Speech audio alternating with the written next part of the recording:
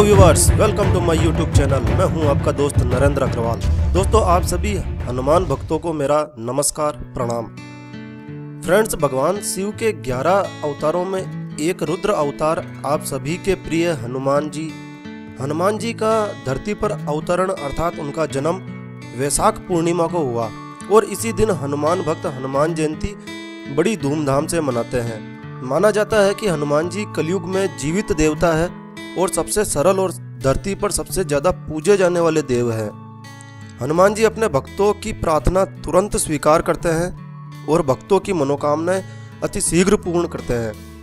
हनुमान जी के लाखों करोड़ों भक्त हैं, लेकिन बहुत कम लोग ही हनुमान जी की पूजा और उन्हें प्रसन्न करने के सही तरीकों के बारे में जानते हैं। तो हनुमान जी को प्रसन्न करने के विभिन्न तरीकों में हनुमान जी को सिंदूर का चोला चढ़ाना भी एक बहुत ही प्रभावशाली तरीका है।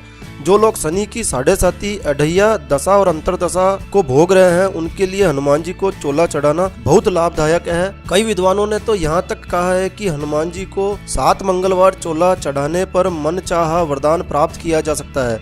तो इस वीडियो में मैं बताऊंगा कि हनुमान जी को सिंदूर का चोला कब और कैसे चढ़ाया जाता है। तो जानकारी शेयर करने से पहले दोस्तों, मेरी आपसे रिक्वेस्ट है कि यदि यह वीडियो आपको, ये जानकारी आपको अच्छी लगे तो कृपया लाइक के बटन पर जरूर क्लिक कीजिए और यदि आपने हमारा ये चैनल सब्सक्राइब नहीं किया तो प्लीज़ सब्सक्राइब कर लीजिए, क्योंकि इस चैनल पर हम आपके लिए लेकर आते हैं तरह तरह की धार्मिक जानकारियाँ, होम रेमेडीज, होम टिप्स और टेक्निकल नॉलेज। तो आइए जानते हैं हनुमान जी को चोला चढ़ाने की विधि।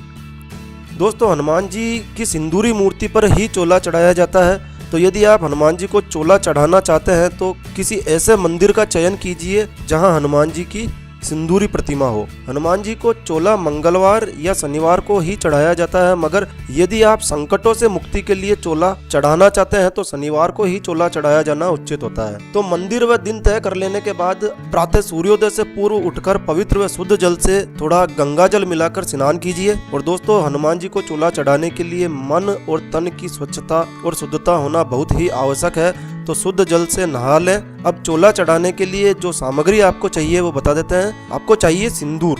तो चोला चढ़ाने के लिए प्रमुख वस्तु है सिंदूर। इसकी मात्रा मूर्ति के आकार पर निर्भर करती है, प्रतिमा के आकार पर निर्भर करती है, परंतु इसके लिए सिंदूर बाजार से नया लेकर आएं और हमेशा जब भी सिंदूर लाएं वो सवाया लाएं। सवाया कहने का अर्थ है जैसे 125 ग्राम लाएं, 1.25 पाव लाएं या 1.25 किलो लाएं, यानी मूर्ति के साइज के अनुसार जब भी लेकर आएं तो 1.25 लेकर आएं। चोला चढ़ाने के लिए गाय का शुद्ध घी चाहिए आपको, लेकिन यदि गाय का शुद्ध घी उपलब्ध ना हो सके तो आप चमेली के तेल का प्रयोग भी कर सकते हैं। और माली पन्ना चाहिए आपको। ये माली पन्ना एक चमकीला कागज होता है, वर्क की तरह होता है, जो चांदी और सोने की वर्क होती है उसकी तरह होता है, लेकिन चांदी सोने की वर्क में कहा जाता है कि ये चमड़े के खाल में बनाया जाता है, इसलिए वर्क को शुद्ध नहीं माना जाता है। अतः माली पन्ने का प्रयोग करें। ये चमकीला पेपर बाजार में आपको आसानी से मिल जाएगा। और 2 गुलाब के फूलों की माला चाहिए आपको, कुमकुम व चावल चाहिए और भोग लगाने के लिए प्रसाद चाहिए। और स्नान कराने के लिए हनुमान जी को गंगा जल या शुद्ध जल चाहिए आपको और एक जनेऊ चाहिए। ये सूत का धागा होता है, जनेऊ कहलाता है। ये भी आपको बाजार में आसानी से मिल जाएगा। अब स्नान आदि करने के बाद किसी बर्तन में गाय का घी हल्का सा गर्म कर लीजिए और इसमें आवश्यकता अनुसार घी व सिंदूर को मिलाकर इसका घोल बना लीजिए।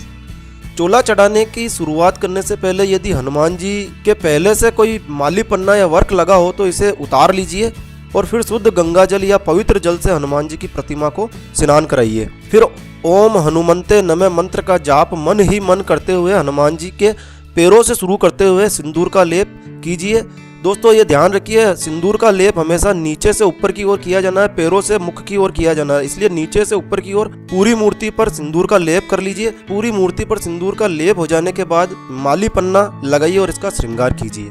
दोस्तों, यह प्रक्रिया श्री हनुमान जी को स्नान कराने की प्रक्रिया है, इन्हें कपड़े पहनाने की प्रक्रिया है। अतः ध्यान रखिए कि चोला चढ़ाते समय कोई भी महिला या स्त्री वहां पर नहीं होनी चाहिए और इस प्रक्रिया को नहीं देखनी चाहिए। दोस्तों, हनुमान जी को चोला चढ़ाया जाने की प्रक्रिया केवल पुरुष ही कर सकते हैं, स्त्रियां इस प्रक्रिया को नहीं कर सकती है।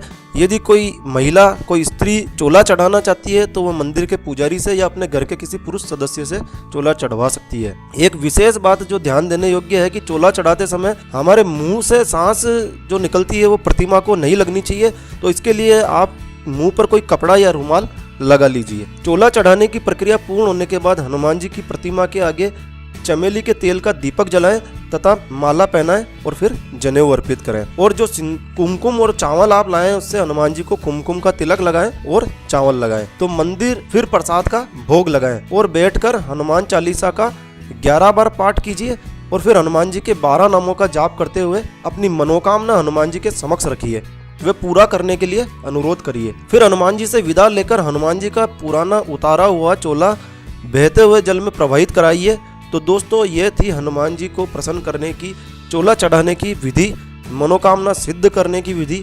तो यदि आपको यह जानकारी अच्छी लगी हो तो कृपया लाइक के बटन पर जरूर क्लिक कीजिए और यदि आपने हमारा ये चैनल अभी तक सब्सक्राइब नहीं किया है तो प्लीज़ सब्सक्राइब कर लीजिए। एक नया वीडियो, एक नई जानकारी लेकर मैं आपका दोस्त नरेंद्र अग्रवाल फिर मिलूंगा। तब तक के लिए जय श्री राम, जय Hanuman. Thank you for watching my video. Thanks.